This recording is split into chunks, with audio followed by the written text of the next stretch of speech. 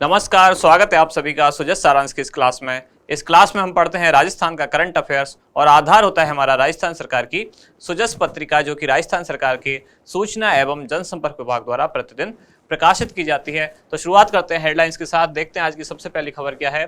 तो जैसा कि कल बाल दिवस था, उसी के संदर्भ में मुख्यमंत्री ने कुछ बच्चों से मुलाकात की और इसमें उन्होंने कहा कि बच्चों को महान संस्कृति एवं महापुरुषों की जीवनी पढ़ाएं। और मुख्यमंत्री ने बाल अधिकार सप्ताह इसका शुभारंभ किया। कब? 14 नवंबर 2022। तो इसी से संबंधित और कई जानकारी हैं, जैसे मुख्यमंत्री ने पंडित नेहरू की प्रतिमा पर पुष्प अर्पित किए, बाल हितैषी पंचायत अभियान जागरूकता रथ को हरी झंडी दिखाकर रवाना किया।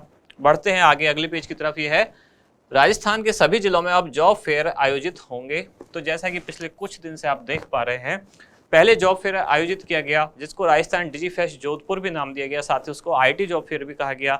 जोधपुर की जो राजकीय पॉलिटेक्निक कॉलेज है वहाँ ये आयोजित किया गया, जिसको आईटी जॉब फेयर का नाम दिया गया। 11 से 13 नवंबर ये आयोजित हुआ। उसके बाद फिर जयपुर में एक आयोजन होने वाला था जिसको राजस्थान मेगा जॉब फेयर नाम दिया गया। पहले वो आयोजन एक दिवसीय था, यानी सिर्फ 14 नवंबर को था। फिर युवाओं की जो बढ़ती संख्या है उसको देखते हुए इस आयोजन को 2 दिवसीय कर दिया गया, यानी कि 14 और 15 नवंबर को किया गया। अब राजस्थान के सभी जिले में इस तरह का आयोजन किया जाएगा, जिसमें अलग अलग सेक्टर्स की जो विभिन्न कंपनियां हैं वो यहाँ आएंगी और जो युवा हैं जो उतना क्राइटेरिया रखते हैं, जो उनको योग्यता चाहिए, तो ऐसे युवाओं को वहाँ ऑन द स्पॉट प्लेसमेंट की भी सुविधा दी जाएगी। तो इस न्यूज को आज डिटेल में देखेंगे। उद्यमिता को प्रोत्साहन के लिए यहाँ बताया गया है जो एमएसएमई अधिनियम है 2019 वाला, उसमें क्या नए प्रावधान किए गए उसको समझेंगे। इधर है बाल दिवस पर पहल, झुंझुनू में प्रसूताओं ने बच्चों को मोबाइल के संयमित प्रयोग की शपथ दिलाई। और यहाँ है राजस्थान लोक सेवा आयोग वन टाइम रजिस्ट्रेशन में संशोधन 17 नवंबर तक। और इधर मुख्यमंत्री ने ऊष्ट संरक्षण योजना का अनुमोदन किया और राज्य सरकार ऊंटों के संरक्षण पर 2.60 करोड़ का बजट प्रस्तावित है, मतलब इतने रुपए सरकार इस पर खर्च करेगी। तो इस योजना के तहत जो मादा ऊंट है और साथ ही उसका जो बच्चा है, उन दोनों का एक आई कार्ड यानी कि एक पहचान पत्र बनाया जाएगा और बनने के बाद उनको 5,000 रुपये मिलेंगे पशुपालक को। और जब उस बच्चे की उम्र 1 साल पूरी हो जाएगी तो 5,000 रुपये की दूसरी किस्त पशुपालक के खाते में जमा की जाएगी। आगे बढ़ते हैं।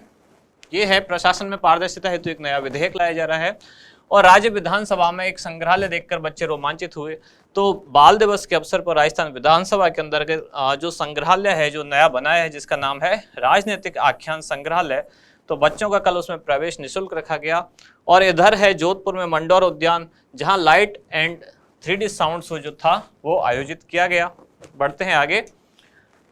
अगले पेज पर है भीलवाड़ा के किसान राज्य के 8 अन्य जिलों में भ्रमण पर निकले। ये कृषि में नवाचार सीखने के लिए पूरे राजस्थान के भ्रमण पर निकले हैं।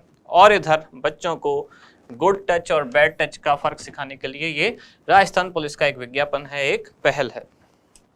इसके बाद देखते हैं इंडेक्स। आज केवल 2 ही खास चीजें हैं जो एग्जाम के पॉइंट ऑफ व्यू से जरूरी है। एक तो अब राजस्थान के सभी जिलों में आयोजित होंगे क्या?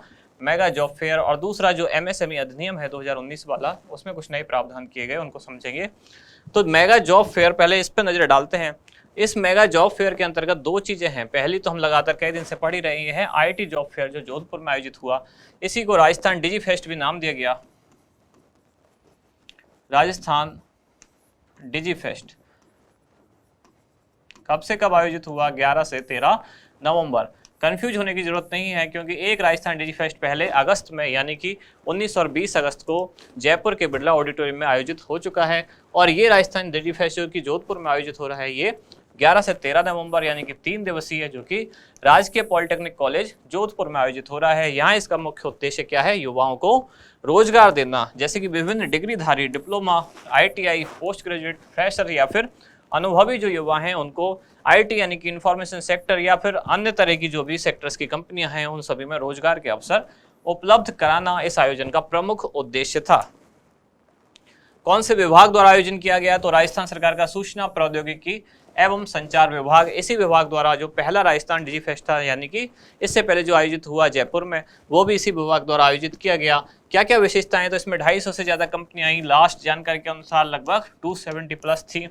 ऑन द स्पॉट उनका सिलेक्शन, इंटरव्यू व इंटरेक्शन, साथ ही मल्टी प्रोफाइल जॉब, यानी कि ऐसा नहीं है कि कोई एक ही सेक्टर में एक ही तरह की जॉब दी जाएगी, विभिन्न तरह की कई सारी जॉब यहाँ ऑफर की गई।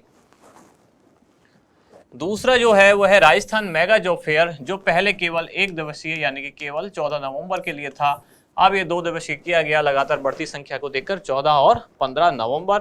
और इसके बाद अब सभी जिलों में ये जॉब फेयर आयोजित किए जाएंगे, ऐसी घोषणा मुख्यमंत्री द्वारा की गई। तो ये जो Rajasthan mega job fair Jaipur में कहाँ आयोजित हुआ, बिरला ऑडिटोरियम जयपुर में, डेट याद रखनी है। विवरण क्या है, इसका विवरण भी वही है जो जोधपुर में आयोजित मेगा जॉब फेयर यानी कि आईटी जॉब फेयर था, वही इसका है कि यहाँ भी 10,000 से अधिक रोजगार के अवसर, 10 से ज्यादा सेक्टर की 50 से अधिक कंपनियां और ऑन द स्पॉट प्लेसमेंट। अगली न्यूज की तरफ बढ़ते हैं, ये है लघु उद्योगों को प्रोत्साहन देने हेतु एमएसएमई अधिनियम 2019।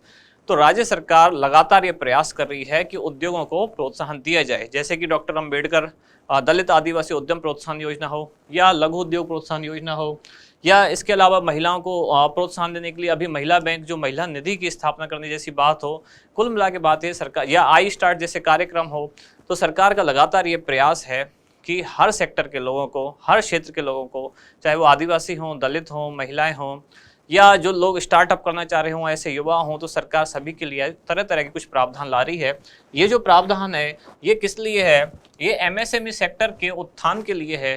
तो जब कोई नया रोजगार शुरू करता है कोई भी व्यक्ति, तो उसको बहुत सारे सरकारी प्रोसेस से गुजरना पड़ता है, तो उसमें उसका बहुत टाइम और एनर्जी वेस्ट होती है। बहुत सारे लोग इस पॉइंट पर आकर रोजगार करने का जो अपना प्लान है वही ड्रॉप कर देते हैं। तो इस अधिनियम के द्वारा सरकार ने कुछ ऐसे प्रावधान किए ताकि रोजगार में सहूलियत हो सके, तो उनको हम समझेंगे वो क्या क्या चीजें हैं। जैसे कि यह अधिनियम लागू कब से हुआ, 17 जुलाई 2019 से। उद्देश्य क्या है, सूक्ष्म लघु और मध्यम उद्योगों की व्यवधान रहित स्थापना। विशेषताएं इस अधिनियम के लिए, इस अधिनियम के निष्पादन हेतु एक वेब पोर्टल लॉन्च किया गया। वेब पोर्टल का नाम इंपॉर्टेंट है, ऑब्जेक्टिव क्वेश्चन में पूछा जा सकता है। इसका नाम है rajudyogmitra.rajasthan.gov.in। राज उद्योग मित्र आपको खासकर याद रखना है, ये इस वेब पोर्टल का नाम है। इस पर आवेदन दर्ज किए जा सकते हैं और इस पर आवेदन कराने के बाद एक पावती प्रमाण पत्र यानी कि एक एक्नॉलेजमेंट सर्टिफिकेट जारी किया जाएगा। और यदि आवेदक को ये पावती प्रमाण पत्र यानी कि एक्नॉलेजमेंट सर्टिफिकेट मिल जाता है, उसके बाद उसको विभिन्न तरह की जो अड़चनें हैं, जो सरकारी प्रोसेस में आने वाली बाधाएं हैं, उनसे उसको 5 वर्ष के लिए छूट प्रदान कर दी जाएगी। तो जब ये अधिनियम लागू हुआ यानी कि 17 जुलाई 2019 को, तब इसमें ये छूट थी 3 वर्ष, और अब बजट 2022-23 में इस छूट को बढ़ाकर कितना कर दिया गया, 5 वर्ष। अब चलते हैं आगे और देखते हैं लास्ट में हमारा जो क्वेश्चन है कि लघु उद्योगों को प्रोत्साहन देने के लिए लाए गए एमएसएमई अधिनियम के तहत किसी भी उद्योग को शुरू करने के लिए विभिन्न अनुमतियों में कितने साल की छूट प्रदान कर दी गई है, 3 साल, 5 साल, 10 साल या 7 साल। तो क्या होगा इसका उत्तर, वो आप बताएं कमेंट्स में। अब मिलते हैं कल अगली न्यूज के साथ अगली क्लास में। धन्यवाद।